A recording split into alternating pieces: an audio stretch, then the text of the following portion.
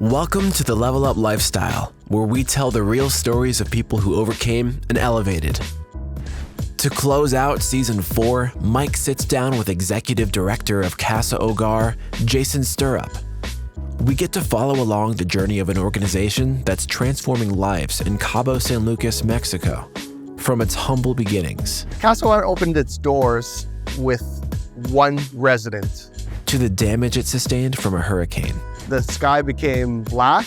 We weren't anticipating such a big storm. It looked like it was going to go out to the Pacific, and it curled back. To the transformative extra effort of servant leadership.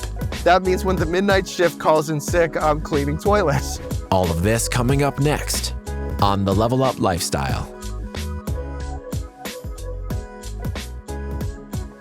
Hey everyone, welcome to the Level Up Lifestyle podcast. I am your host, Mike Sheets.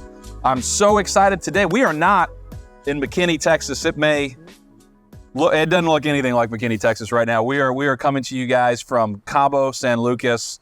So excited. We have very, very special guest, Mr. Jayson Stirrup. Welcome. Thank you very much. How are you, Jayson? Wonderful. Top side of marvelous. All right. Well, good. So let me give everybody that's listening or watching here just some context on what exactly is going on. We are here in Cabo at our agency owner meeting for Globe Life Liberty National Division. We get together twice a year. And during those meetings, one of the things that's important to us is leaving a community better off than when we found it. So, Jayson, I'll get to kind of your organization here in a second, but for everyone, this program originally was called Closer to the Heart. And the idea was we come to these wonderful resorts, as you can see here, just beautiful view. You have the ocean, pool, all inclusive.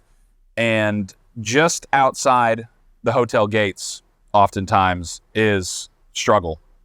People living lives of desperation, food insecurity, children going through traumatic experiences. And we felt with the responsibility of the success that Globe Life Liberty National Division has blessed us with, that we're blessed to receive, that if we're going to receive it, we need to give it back. And when we're going to locations like this, we want to leave them better than we found them.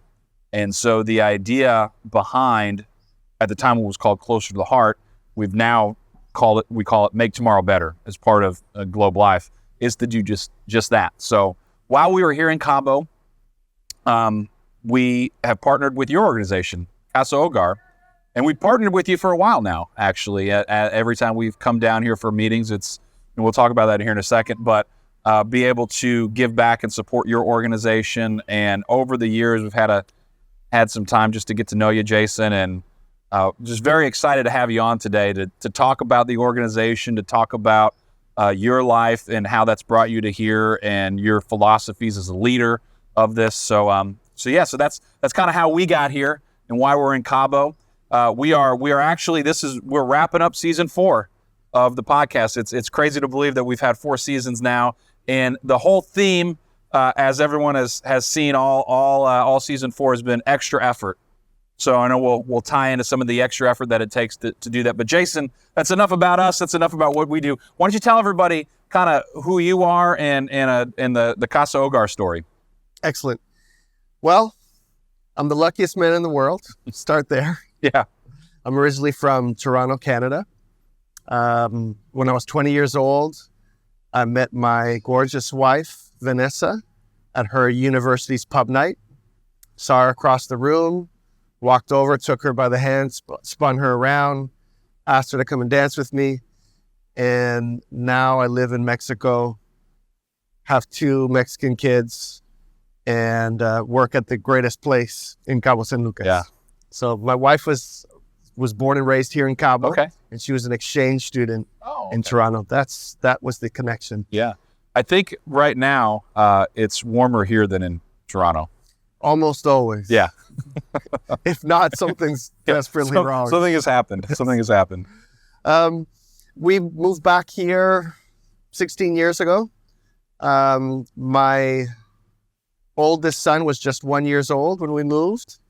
At that time, I lived about 5 minutes away from my parents in a suburb of Toronto, and that was a really tough conversation to have with my father. Yeah. letting him know that both my mother and father, letting them know they're not going to be able to see my oldest son grow up. And I remember my father, he just put his head down like this, and he uttered under his breath, "Andre's not going to learn to play hockey." That's almost, maybe that's a rite of passage growing up as a Canadian, right? It absolutely is. Yeah. Afterwards, he warmed up to the idea of his grandson learning to play soccer. But I haven't quite made it up to my father in that regard quite yet. Sure. And it's been an amazing adventure. Moved down here. This is really the first time taking a step of faith in the regards of leaving a job, leaving steady employment. I was working with the Ministry of Finance at the time, and we sold our house, beautiful little bungalow, sold the furniture, packed up a car, and I drove down with one of my high school buddies, my wife and my son. They flew down, and we started over here in my wife's hometown.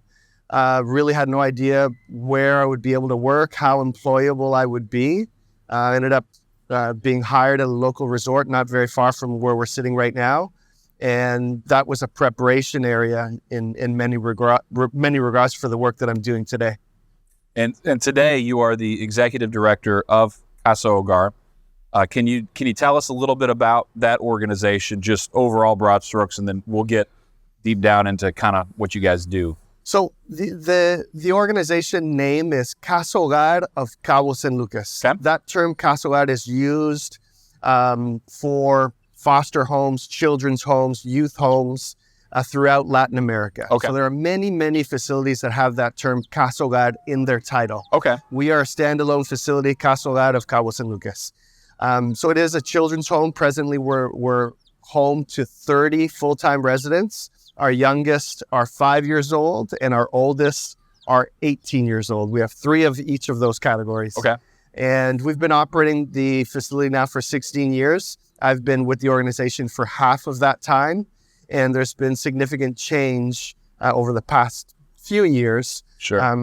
At first, it was a home strictly for boys, and I'll always remember August 2016, our first female resident arrived, Susanna, 16 years old, gorgeous young lady, the younger sister of a previous resident that had aged out. And for the first 2 weeks, all of the boys living in the home had eyeballs about this big and their tongues hanging out. But within about 2 weeks, the boys were complaining with me saying, can we just go back to being an all-boys home? She had successfully achieved an older sister role in the dynamics of the family. Yeah. And I thought we might have some success with this after all. Yeah. Yeah. And now we've got more girls than boys. Wow. Which is incredible. And the huge benefit of this is having brothers and sisters able to share a facility rather than having them bus to see each other every few months. Sure. So it's a very impactful organization, really impactful to the lives of these children as they're growing up through those formative years. Can you talk just about the story of how this organization, Casa Hogar of Cabo San Lucas, came to exist? Yes. The story of the land and then the grant, and then, maybe some people are familiar with the Netflix movie and, now Disney Plus and those. So kind of tell us the story of the organization. Yeah, Casa Hogar has a very lengthy history of divine appointments and what I would consider miracles of all shapes and sizes and sorts. But basically, in the late 80s, the land was owned by a local family. They had the desire of building a seniors facility on that property. That property was considered on the outskirts of town in those years. And they weren't able to get the funds together to open a seniors facility. And they reached out to the local Rotary Club and said, we have this property. Would you like to take over this project? The guys of the Rotary Club agreed to take over the project with the condition of doing their own vision, which was a children's home. It was accepted, and the land was donated. A new organization was formed, which is Casa Hogar of Cabo San Lucas, and all that paperwork was signed off on in 1991. From 1991 up until 2007, the Rotarians were seeking out funding to finish the construction of the main building. Wow, that's a long time trying to source the funding. Absolutely, and they didn't have a whole lot of success, unfortunately. But Destiny had something else in mind, and Sure. a lady named Donna Draney visited the Rotary Club meeting here in Cabo San Lucas and heard the guys talking about the project, asked to tour the facility. She liked what she saw. She liked the sound of the vision. She said, I'd like to bring my husband here next time he's in town. They said, absolutely, not really thinking much of it. Right. She returned with Bob, and they toured the facility. And at some point, Bob asked the individual giving the tour, let's cut to the chase. How much do you need to get this thing built out? And keep in mind, the main building's a large structure, and it was just a shell at that time. I was going to say, so this is land, a shell of a building, and a vision, really. Correct. Is all that there is to see. And a great deal of passion. Yeah. And the response back is, we think we need about $300,000 to finish this initial construction. And Bob said, okay, I'm going to write you a check. Wow. And that check showed up in the mail. It was good. It cleared. It cleared. And when that construction was done, Bob was invited to come and inspect the facility. He was very pleased with the results. And he says, how much do you need for the first year of operation? And at that time, the response was, we think it's going to be about $200,000. And Bob cut a second check. Wow. So $500,000 through construction, the first year of operation from this family, to get the facility open and run the facility for the first year. So really, for over a decade, yes, it's just this plot of land. The organization wants to make it into this children's home, but the funding's not there, and really just a matter of someone coming into town and, like you said, they had to go to the meeting in a way, right? Because you're in the Rotary Club, you have to go to the meetings, and correct, and that's what sparks the whole thing. And how much time from that moment until when the construction completed had passed? Yeah, my understanding is that it was about a year of construction. Oh, okay. Between the initial donation and the completion. Okay, great. And you made mention of a ceremony at the Casa Hogar opened its doors with one resident, and that's a little boy named Joaquin. And I remember hearing a story. They told Joaquin, "This is your home." And a few weeks later, when the government got wind of the situation, wanted to bring in additional kids transferred from government-run facilities, Joaquin did not want to share his home. This is my house. This is mine. He has a nice estate, really. It's a large facility. And all Right. 30 bunk beds were his as well. Oh, it's fun. I had the pleasure of meeting Joaquin when he was an older teen, and then his younger siblings as well.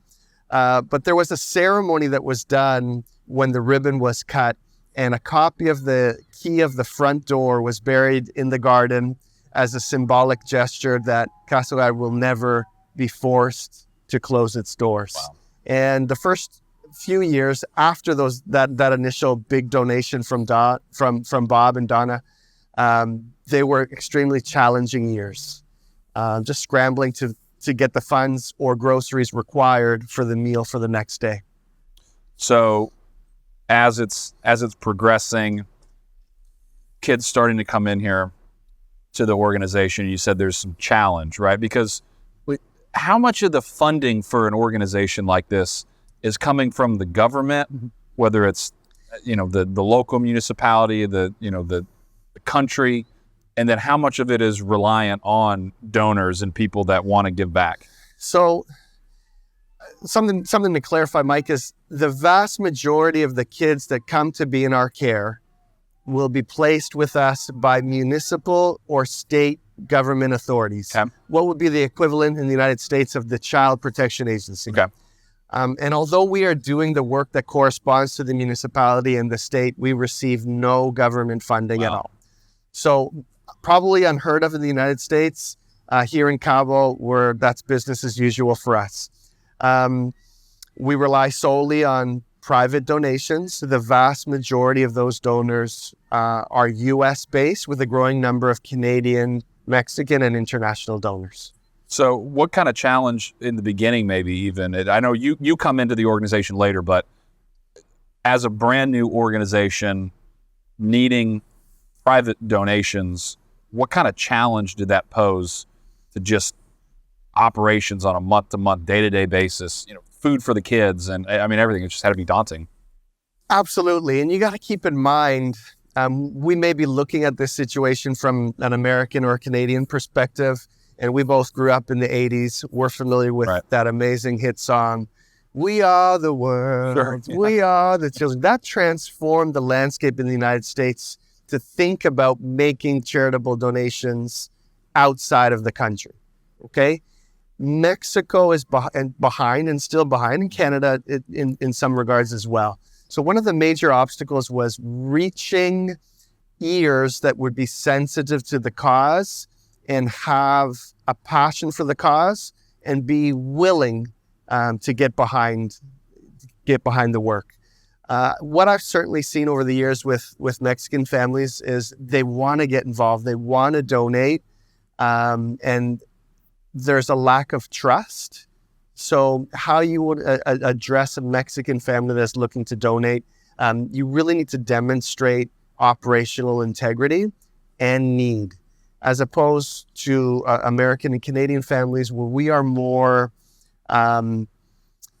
we're more sensitive to the heartstrings. Sure. Right? And it's important as a head of an organization to be aware of those differences. And I don't like to use the word marketing, but campaign appropriately to make those adjustments. So that means opening up our doors. We do receive a lot of visitors. I always say when we receive visitors, they enter as visitors, but they leave as ambassadors for our cause. Sure. But those initial years, basic things such as groceries, salaries for the staff. There was a period of time over a course of 3 months where the organization was not in a position to pay the salaries and on the verge of closing its doors. You can think about cleaning supplies, laundry detergent, utilities. All these things add up. Yeah. So that showing that operational integrity, does that, as you mentioned, that's just through the transparency then? Doors are open, come take a look. Yep. And providing feedback to the community, events, those types of things? Absolutely. And the doors are open, preferably with an appointment. Sure. Because we have other things to do as well, like running a home of 30 kids. Right. But yeah, somebody came up with an idea of a golf tournament that little by little evolved into what became a successful golf tournament, because the first few years it was not, in regards for fundraising. And yeah, really it was the expat community that have a connection here to Cabo. When they got involved, the financial destiny of our organization changed dramatically. And I noticed this right from the beginning. The common denominator with the vast majority of the charitable donors of our organization was the following: Cabo has been so good to me and my family. I want to give back in some capacity. Sure. And I think that's a really beautiful common denominator with our donation base. Yeah, absolutely. So let's talk about the story as it continues on. So it opens, operational challenges, and then what's the story to get us to today for Casa Hogar? That's a very good question. I really don't know the Globe Life phone call or email. I don't know the details, but I know it's 2012. Okay. A little bit before my time. I was hired in 2015. I came from a hotel background. I know as soon as I got hired, my thought was reach out to these local transportation companies and group coordinators and sales managers of groups to let them know when your clients are looking for social responsibility or community give back initiatives, we've got a really good one over here at Casa Hogar. So I remember it was Leah Fry that reached out to me by email, and we got connected with that first one that I was involved with.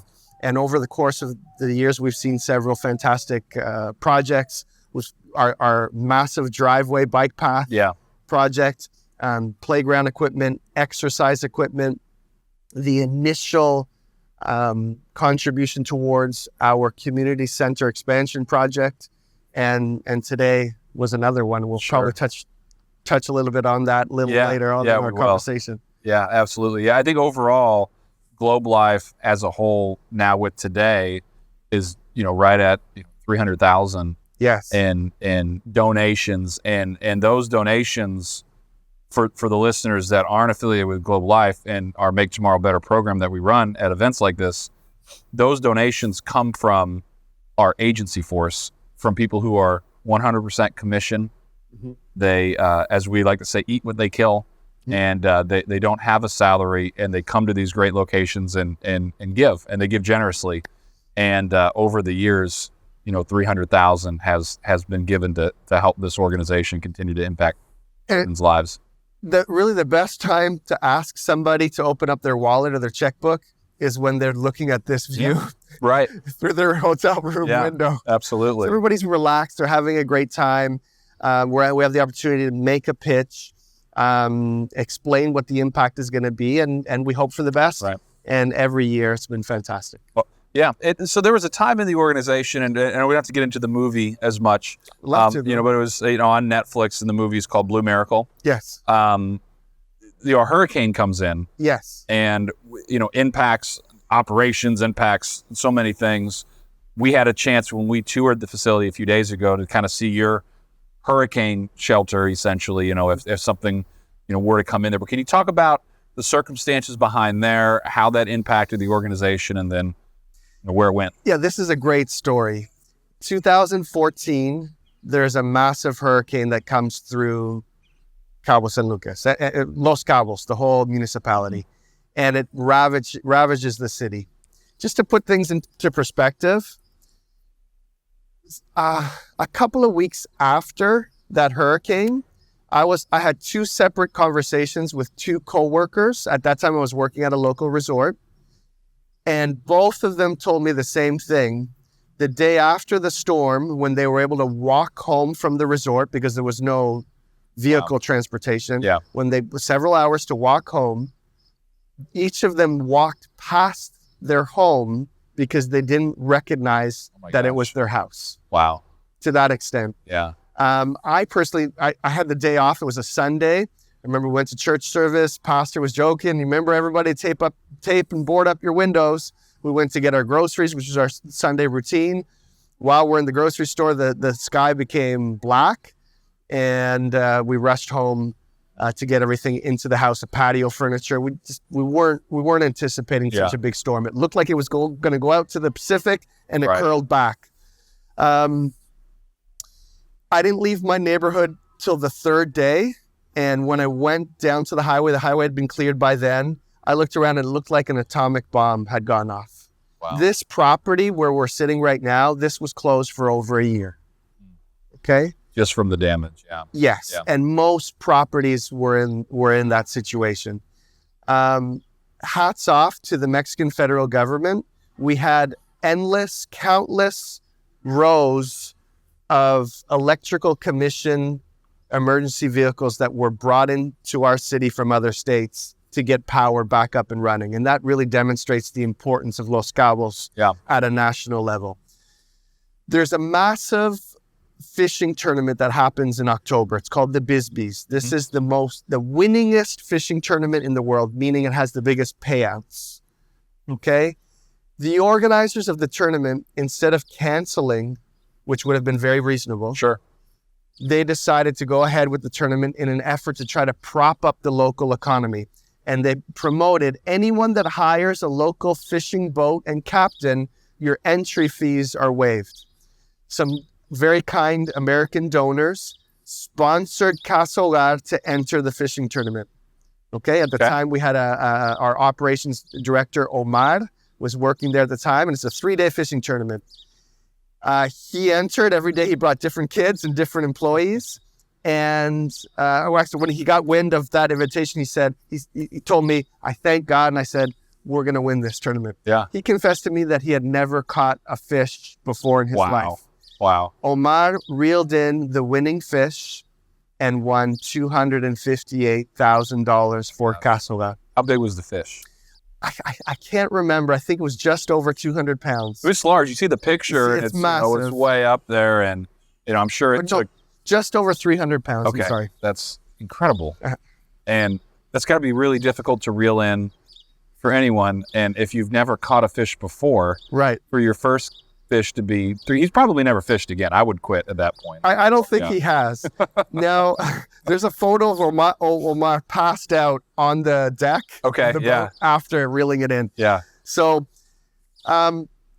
somebody got wind of this back in the United States, I believe in Texas.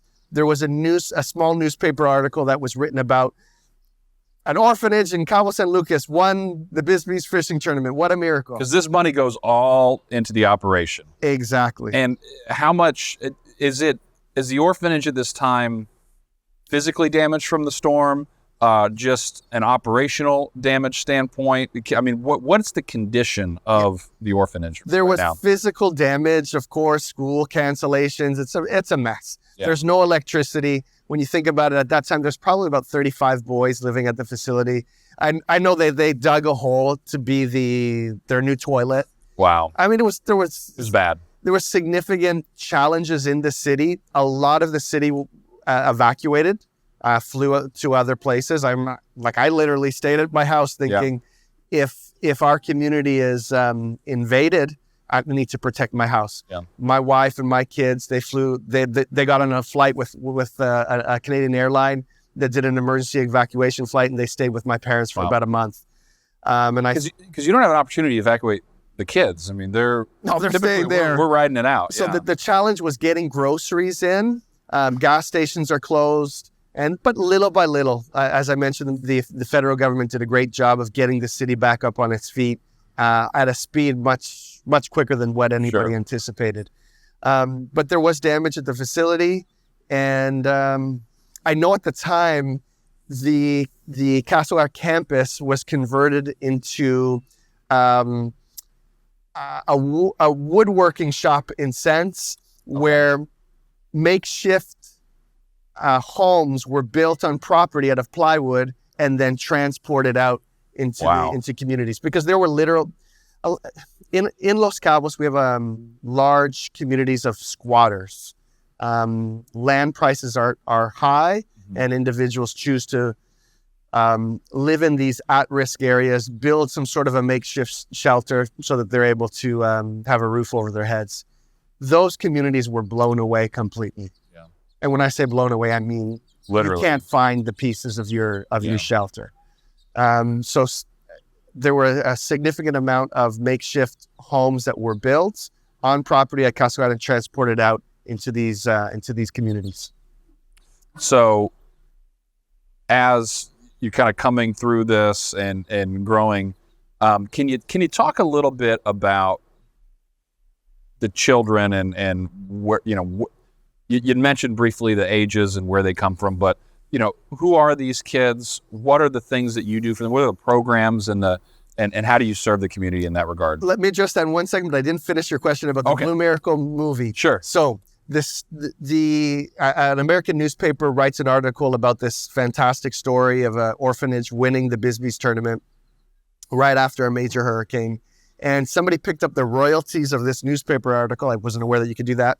And a script was written by an independent production company. And that movie, instead of going to theaters, it didn't go to theaters because of COVID. Okay, yeah. Theaters were closed. Yeah. And I remember I spoke with one of the executive producers, and he said to me, we received a lowball offer that we had to take. And that was on the Netflix platform. They recuperated their investment, and it was a massive hit on Netflix. If that film would have gone out to the movie theaters, we wouldn't have had that positive impact in Casa Hogar. So many more people were able to see that movie. Yeah. And at the end of that movie, Google our website, because that comes up with the end credits. And now we've got this amazing international network of viewers of that film that have become aware of the work that we're doing. Now, the demographics of our kids. Sure. The background stories almost always are abuse of all kinds, physical and sexual abuse, neglect, severe neglect, or straight out abandonment. So most of our residents over the course of these 16 years of operation have had a living mom and or dad. They can't live with their biological family members because simply it's not a safe situation for them. a police report is filed. The police reach out to the Child Protection Agency, who in turn reach out to us to see if we can take the resident. So obviously the work that you do from the child standpoint is to help them have help them have a stable environment to live in. Yes. And to grow up in, and then to equip them with skills to allow them to be, a contributor to society and live their life. Absolutely. So you touched on some of the bare basics: a roof over your head, healthy meals, access to medical attention. And many of our kids, when they come into our care, it's the first time that they've ever gone to a dentist, if you can imagine. Yeah. Or an eye exam, a vision exam. Getting enrolled into school. Sometimes we'll receive residents that do not have a birth certificate, so they are in the eyes of the government. They don't legally exist. So we want to get them documented. And the goal is, let's get them through school. You can imagine our kids come significantly behind academically because of inconsistent school attendance. Because of inconsistent school attendance, a poor school system, and challenges in the home. Those three factors contribute to a significant delay in their academic progress. Sure. We have a young lady right now, 17 years old, and she's just, relatively new resident. She arrived in August, and now she's able to read a book by herself. Wow. I caught her in the living room reading by herself the other day. And I asked her, how does it feel to be able to read that book by yourself? It feels really good. It's amazing. Yeah, it is amazing. So, but those are the basics, and we go way beyond that. Something that I'm very excited to share is we have a new department. We're about 1.5 years into this, which is our human development department. It features a trauma release therapy strategy that's called somatic experiencing. Okay. And the premise with somatic experiencing is that trauma lives physically in the body rather than in the mind or the emotions. And there's a requirement for a renegotiation of that trauma and a physical release of that built up adrenaline. The trauma is a cycle. When it is initiated, it's because the organism or the person perceives at a subconscious level a risk to survival. Okay?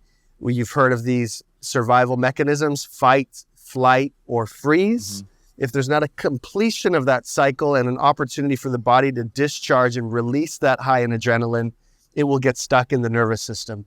What is so fascinating about us as humans is we will seek out at a subconscious level, we will seek out situations that we deem as similar to the initial trauma with an effort of completing that cycle, or we will even go to the lengths of creating those situations at a subconscious level with an effort of finishing that cycle.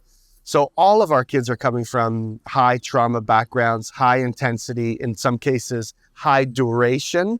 And you can see it, we physically see it in their eyes, in their body language, in their breathing patterns. Yeah. And what we are assisting our kids with is learning to listen to their bodies and becoming sensitive to the messages that our bodies will tell our intellect, and renegotiating or reclassifying those traumatic situations from something that was very difficult to a category of resiliency, survival, strength, and an opportunity to grow from that. Yeah. And you touched on something when we visited at the home a few days ago that I think really hits on here is you can't change the past of what these children have gone through, and in many cases just terrible, often horrific experiences they've lived through. But you're taking the approach of, let's try to stop the cycle. Absolutely. Let's end them continuing that path later on in life if they have children, passing that on. And I think this is one of the ways to do that, to help them refocus and take a different approach. What I get excited about is not just the cycles being broken in the generation of our residents, and this not being passed on to their kids and their grandkids, but their ability with resiliency to go back and also address issues at their parents' level. Wow. And I'm really optimistic for that in the future. our children and teens, it's amazing to see this. There's such a strong desire and longing for their parents to be well. And I'm talking about even the worst, most horrific parents that I would love to put in front of a firing line. Yeah. Their desire to know that their parents are well. And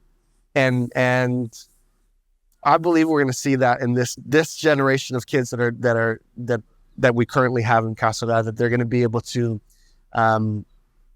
extend forgiveness to their parents and take them along that healing journey as well. I think that can impact the parents. I mean, you're talking about breaking the cycle down, but fixing the cycle up in a way. Yeah, that's very exciting. Yeah.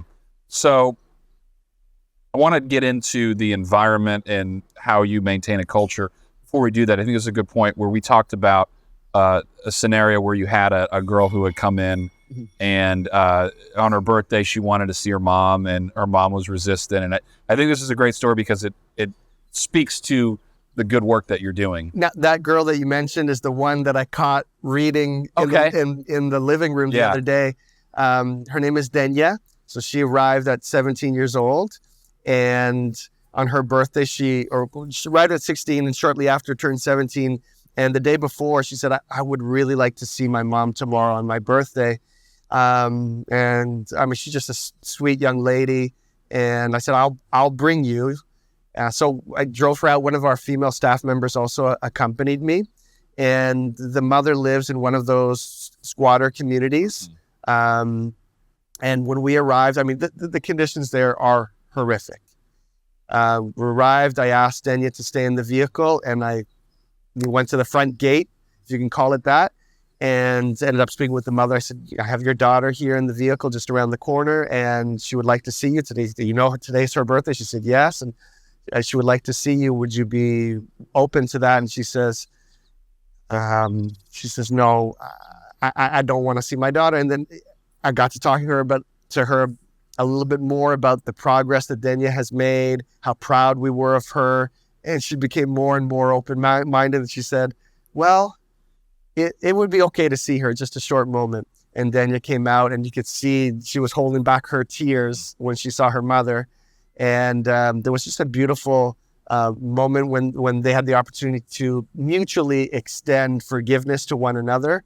Denya had the opportunity to share some of the positive experiences that she's gone through living at Casa Hogar. And the mother was very, very proud of her, encouraged her to keep going, let her know that this was a great opportunity for her. And at the end of the conversation, she turned to me and said, Senora, this is not my daughter. I said, what do you mean by that? Wow. She says, I don't recognize her. Wow. And I asked her to elaborate. She said, just from her facial expressions and all of the things that were coming out of her mouth, she said, I don't recognize her as my daughter. My daughter's always had a negative tone on everything. And I can see that she's in good hands, that she's doing well. And she thanked me for the work of Casa Hogar. So that felt amazing. I was going to say, how does that make you feel just with everything that goes in? Well, you hear the horror stories. You hear one side of the horror stories. Right. But to be fair, especially with teenagers, I'm sure that there's the teenagers that are coming into our care have been involved in creating a great deal of anxiety and stress in the lives of their parents. So it's interesting to hear the other side of the story from the parent. Ultimately, it's us as adults, as parents, that are responsible for what's going on in the home.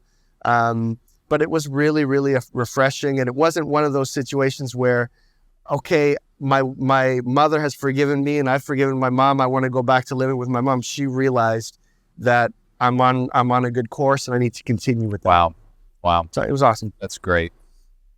And I'm sure you have many, many stories that are similar to this, to see kids coming in one scenario, environment, mindset, and then moving through this program and becoming great citizens and humans. And absolutely. Yeah. And one of the things that we're really excited about right now is we have a university scholarship program, and we have 5 university scholars. Wow. that was just a dream several years ago. And what are they studying? What's the plan for them? So the one that should graduate first is early years education. We have communications, criminology, medicine, and fashion design. Wow. It's amazing because you talk about when you go see the mother, and you shared this with me a few days ago. You walk into this squatters community, I guess, Yes. right? These makeshift homes, if you can call them that, where they live, and you look through this piece of wood, the spring-loaded piece of wood, and as far as you can see this way, that's all it is. As far as you can see that way, that's all it is. Absolutely. And for someone to be born in this environment, they didn't have a choice where they were born. Right. You're giving them a choice on how they live their life moving forward. Absolutely. Right. And we're showing different alternatives. And one of my basic values at Casa Hogar is to keep the home clean. If something is clean and if something is broken, get it fixed as quickly as possible. Because that's what I want our kids to get used to, is seeing things clean and seeing things in good working order. Having pride. Absolutely. Yeah. But it's interesting, Mike. There's in a lot of these communities, there are community kitchens for kids, Mm-hmm. and we have an annual tradition of going out in early January, and we get involved with. We get our kids involved with give back initiatives in that community kitchen in particular, and they go to these neighborhoods. Our residents go to these neighborhoods with almost a sense of nostalgia, and they'll start telling stories about how they've grown up in these communities. Wow. And not all negative. There's a lot of positive. Sure. that come from the relationships with friends and neighbors and things of that nature. Some resiliency. Absolutely. Well, having and there's a great deal of compassion when they see these kids running around without shoes, oftentimes not very neat and tidy, not a whole lot of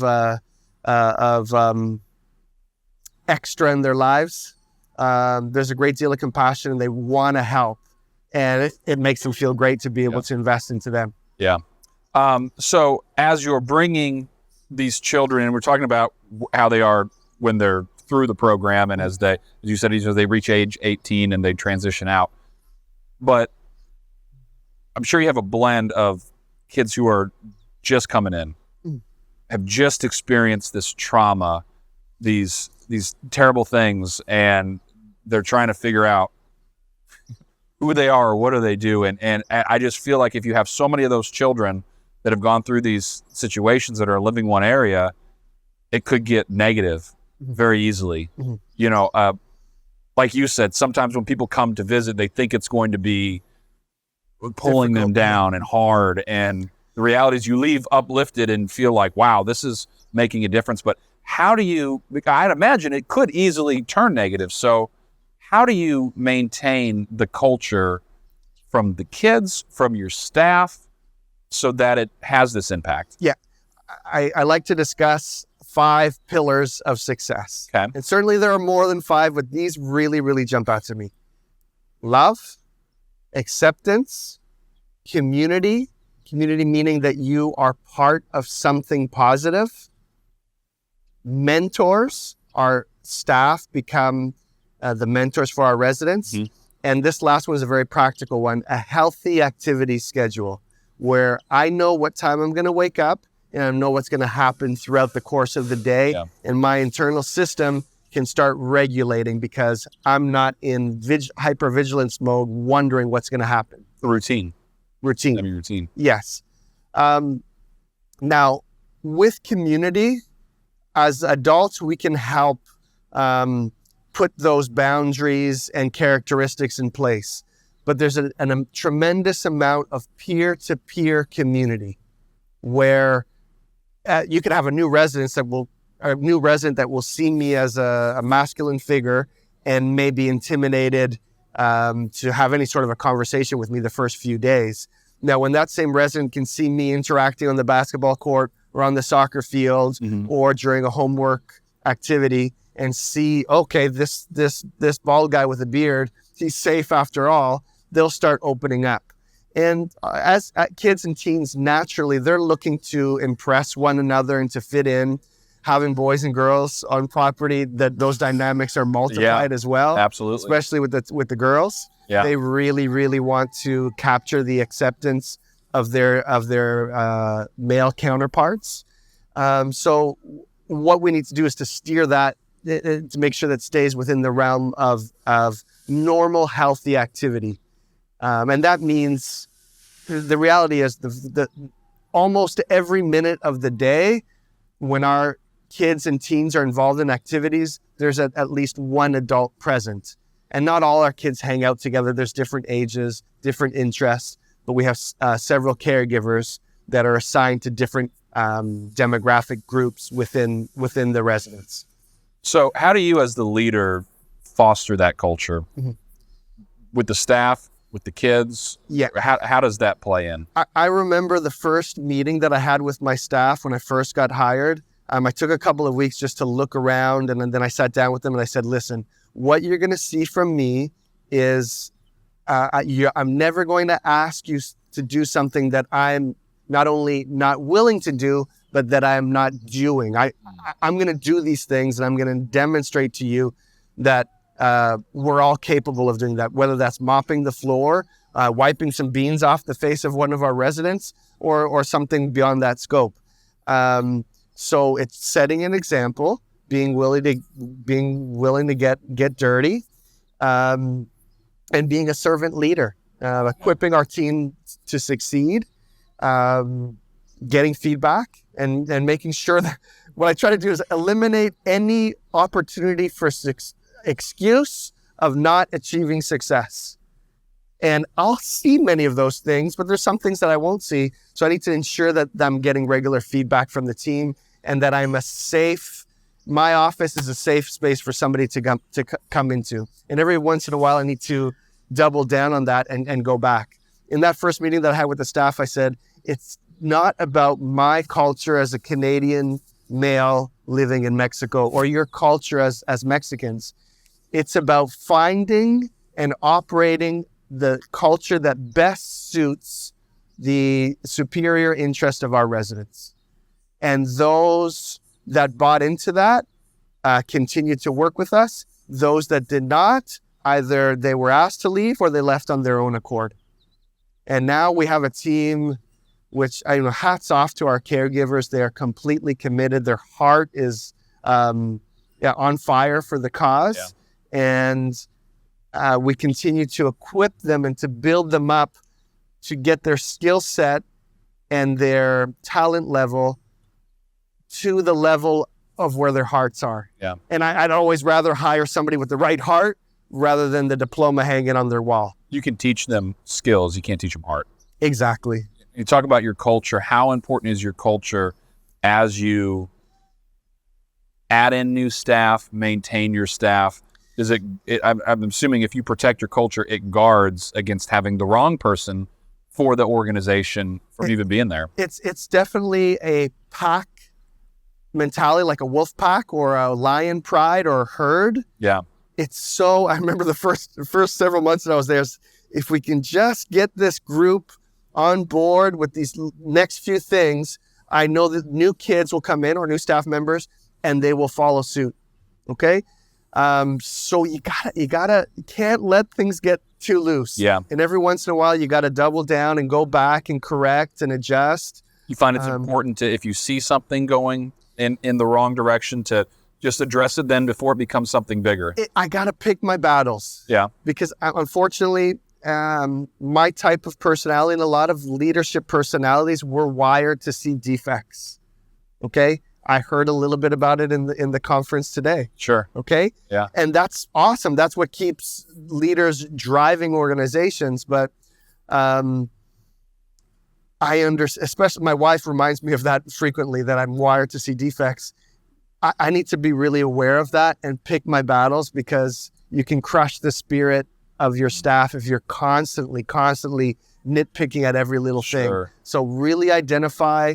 I like to see when there's a mistake made, what was the intention behind that decision? If the intention is logical and the heart was in the right place. I'm extremely flexible and forgiving, but please don't make me sit down with you over the same thing multiple times.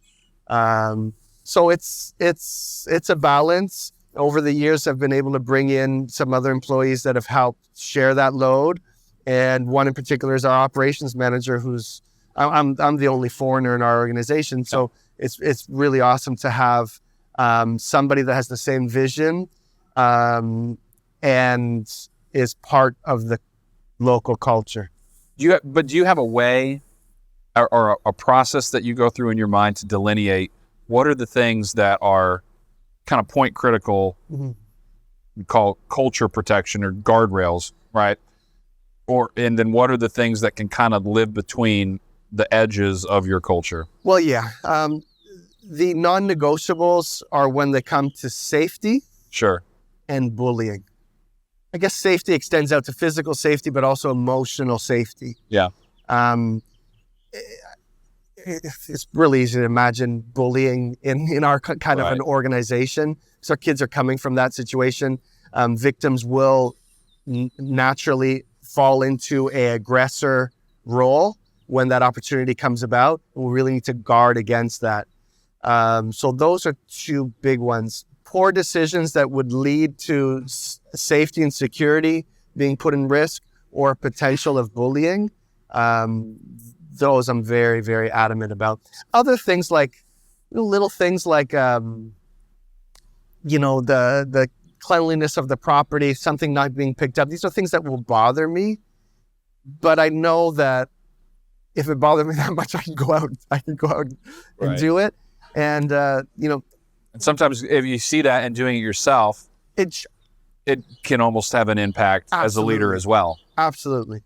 That's a double-edged sword, because I have learned this over the years. If you keep doing something, the staff can let you do it. Yeah, right. So it's and I can also sometimes use leverage of our kids as well, because kids are always watching, and they'll mention this. Hey, you see how Jayson? We have a dog on property right now. See how Jayson goes out, and whenever he's going out, he's got a poopy bag in his pocket, and he's picking up, and they're following suit. Leading by example. Exactly. Yeah.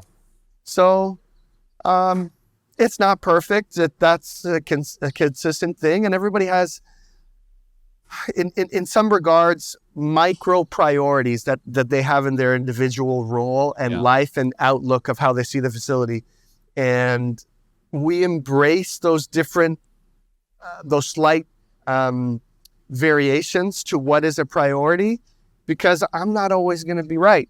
Just most of the time.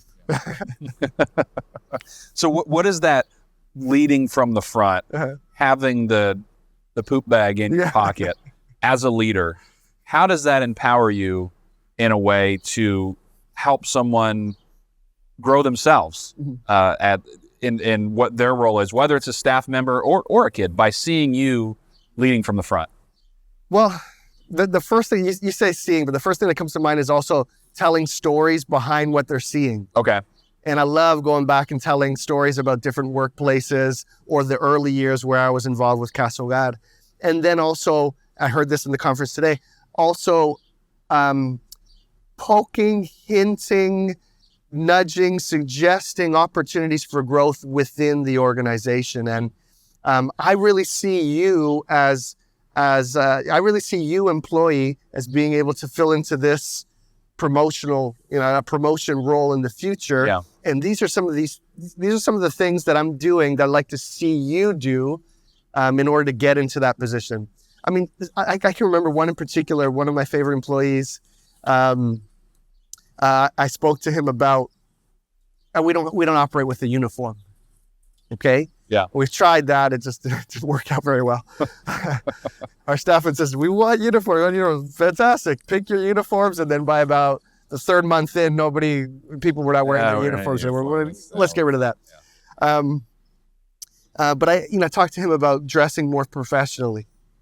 And you can be comfortable, but professional as well. And those, visitors coming inside, you in a supervision role, you're going to need to present and project that role to visitors, but to coworkers and also to the kids themselves. How do you have that difficult conversation? What are there any components of coaching somebody in their appearance or in how they carry themselves and how that impacts their success that you try to incorporate in having that tough conversation? The first step is building a relationship. So I need to do that relationship building way before those conversations are ever had. You can't have that conversation without the relationship. I could, but I'm going to do everything possible from the interview process before they even start working with us, that I'm cultivating a relationship. I will share sensitive stories. I will become a little bit vulnerable even in the relationship, even in the interview phase, because I want to see where their heart is at. But yeah, in the interview process, I'm not only selling the organization, but I'm selling myself as the leader of the organization. And I'm showing, is this something that you want to follow? So yeah, relationship building, that's huge. So you build that relationship. Do you feel that, because you're talking about in the interview process, potentially laying out, hey, if you're going to be a part of this organization, here's what those expectations are. Right. Do you feel that frees you up to be able to have accountability in the future because you've already set it up in the entry point? Absolutely. And one of the things that I do as a leader with our frontline staff is I'm going to respect your schedule. I'm going to respect your family needs as well. And I'm not going to ask you of anything beyond what we have contract, the agreement that we have in place. Sure. Through that labor agreement and to the letter of the law. And now I've got some leverage. I've set them up for success. I've cultivated a relationship. I'm honoring their individual family needs that we've agreed upon at the beginning of the employment relationship. Now I have some leverage to seek to pursue the best from them. I'm reminded of Vince Lombardi quote, which is, "I only expect the best from my players, but only I am qualified to identify what their best is." Because most people will sell themselves short of what their best is. And I want to push them up to help them to see that you're seeing yourself as the ceiling here, and I see your ceiling here. So how can we get you up to that level? Wow, that's great. So in your leadership role, you had mentioned something earlier that it's important to you as a servant leader. What does that mean to you to be a servant leader? Yeah. And how do you exemplify that? Well, first is setting up our employees for success, demonstrating that I'm willing to do the dirty jobs, and reminding them of that frequently. So often I'm asked, "Oh, you're the director at Casa Hogar. What does that mean?" And I respond, "That means when the midnight shift calls in sick, I'm cleaning toilets." Yeah. And we've got, that was the case the first few years. We've got beyond that at this point, with some checks and balances in place to compensate for those absences. But that's what it is really setting them up for success and demonstrating the example. And we talk about your 5 pillars. Yes. As a leader to foster and guard this culture. Mm-hmm. You talk about the parallels here for us. We talk about fostering and guarding cultures. It's very important for an organization for growth, success. We're providing opportunity to people as they're coming in. Oftentimes they've struggled and they're looking for something that can allow them to live life on their own terms versus the terms that have kind of been dictated to them based on their scenarios, which is important. But what you do is impacting the life of a child. Right. So guarding a culture in any organization is important, but for you, it's got to be extremely important for your purpose and your mission. So how important is communicating those 5 pillars? How do you do it? When are you doing it? Are you having to come back and remind just to allow you to have that culture of success? Yeah, I'll bring up those 5 pillars just like I have with you frequently with our staff. Yeah. And it basically will come out like this is, staff, well, we have cross shift meetings at 2:00. So they have those opportunities to say, and I'll say, "Staff, what are we here for?" Right? And I can get some feedback, and that's an opportunity to address those 5 pillars. And then go back and talk about those items of safety, Yeah. and the bullying component as well as being non-negotiable Sure. in those areas. So you want to make that, and you can't just discuss those situations when something goes wrong. It needs to be something frequent.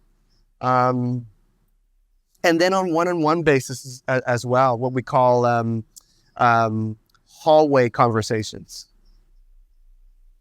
So would you say then fostering a culture, maintaining a culture, you have to be intentional, not just assuming because we've had a conversation, because it's printed on the wall that everyone knows. You almost have to live it. You have to communicate it. It's got to be a daily part of what you do. Absolutely. You need to show it. Yeah. And I'm very, very fortunate that we've got to a place where the vast majority of our staff on any given week, I can see that they're demonstrating those values. So, and we've got to a place where it doesn't just have to come from me. Yeah. But also our management levels, our shift captains, and even the frontline workers as well. And that's got to come from you pouring into your people too. Right. Spending time to build the relationship. That's the part of leadership development that people sometimes want to bypass because it's messy. Right. Relationship building. People are emotional. You're in an emotionally charged environment on top of that. So, yes, people maybe, I don't want to get involved in the relationship building, but you being intentional in that makes that person more receptive to your coaching and fostering of the culture. Yeah. And I really want to suggest, Mike, that it comes on the showing comes at a really natural scheme level. For example, Saturday mornings at 7:30 a.m., we have our weekly soccer game where staff, kids, volunteers, or visitors are all playing together.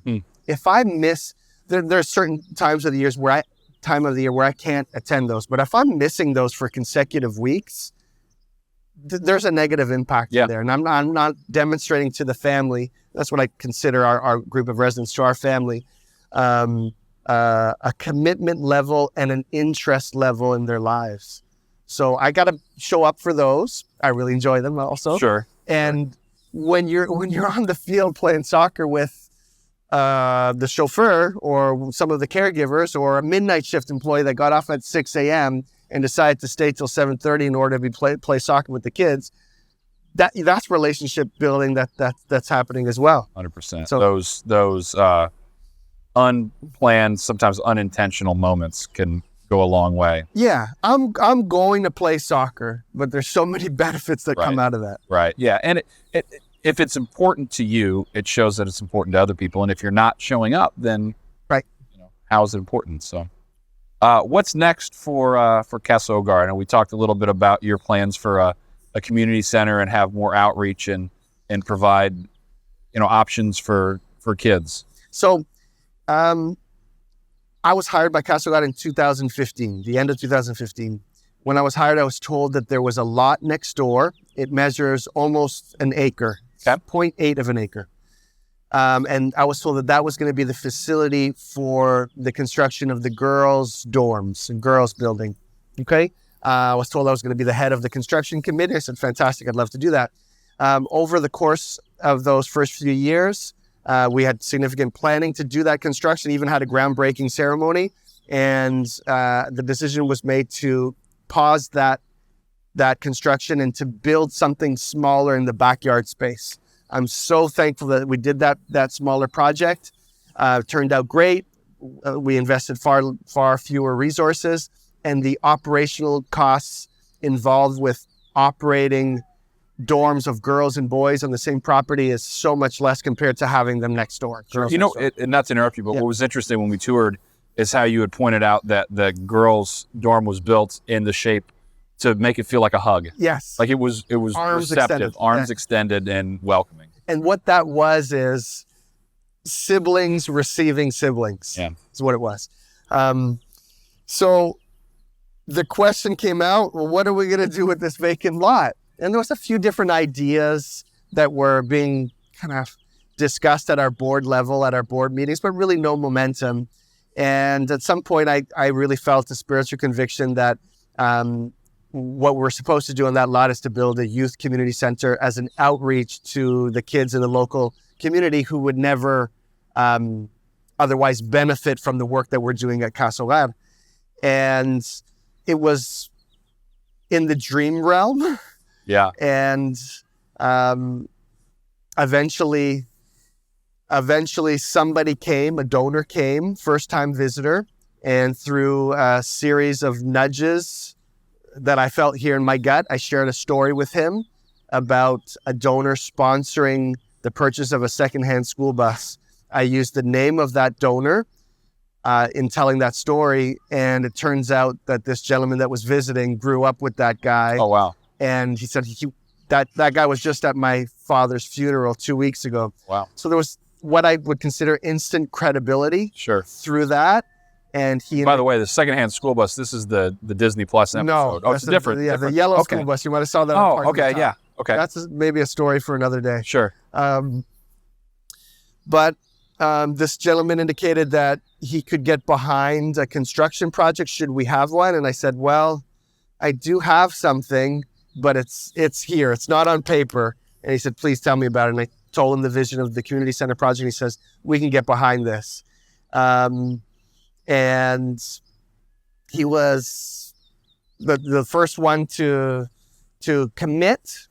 Several months later, I had the opportunity to make this community center pitch. By that time, I had some renderings in place. I made the community center pitch to a Globe Life division, and the first funds towards that project came in. And this initial donor shortly after also made his contribution. Wow. And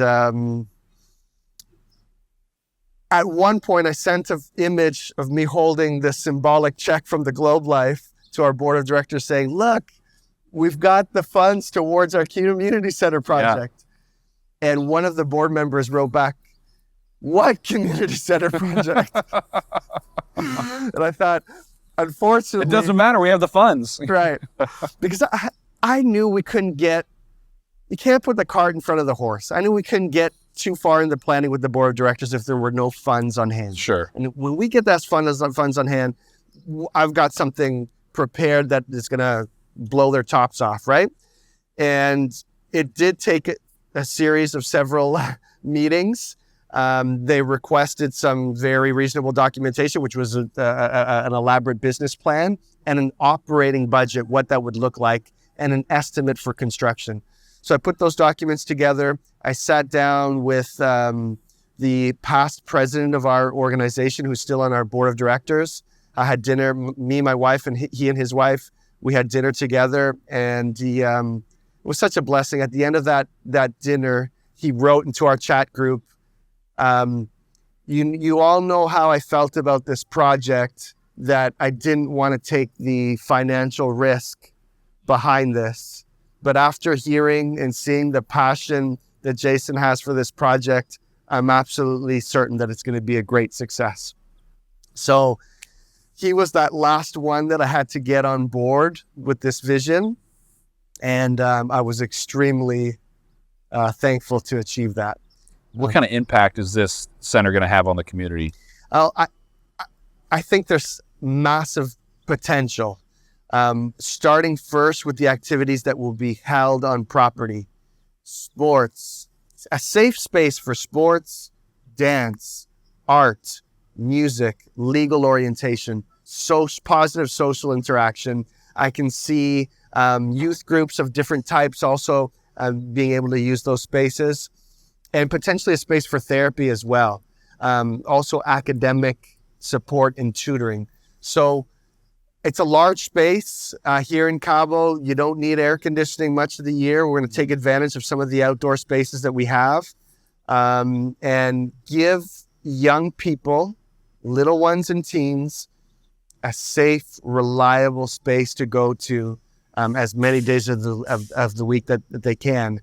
What I'm really excited about is the potential for professional skills training on the property, and for them to acquire skills that are in demand in our destination. A lot of young Mexican teenagers are attracted to the world of culinary arts. With all of these fantastic resorts and restaurants in Cabo serving tourists, there's a lot of job opportunities.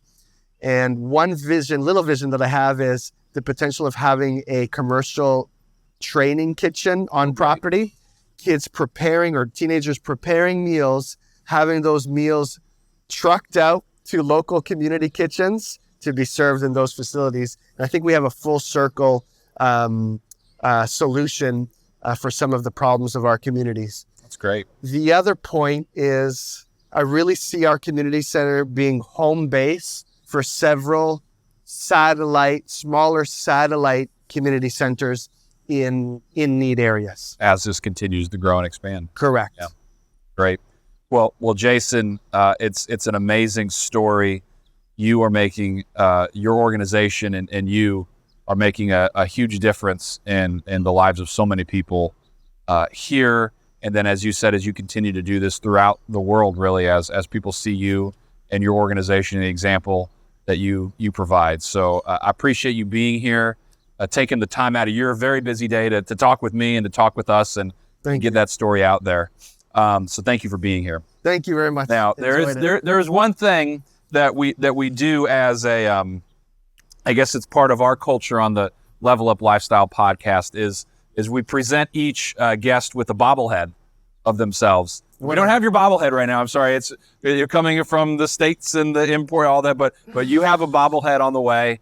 I know you'll love it. You put it on your desk. Maybe show all the kids, hey, here's Jayson as a bobblehead. Mama, I made it. I'm getting a bobblehead. That's amazing.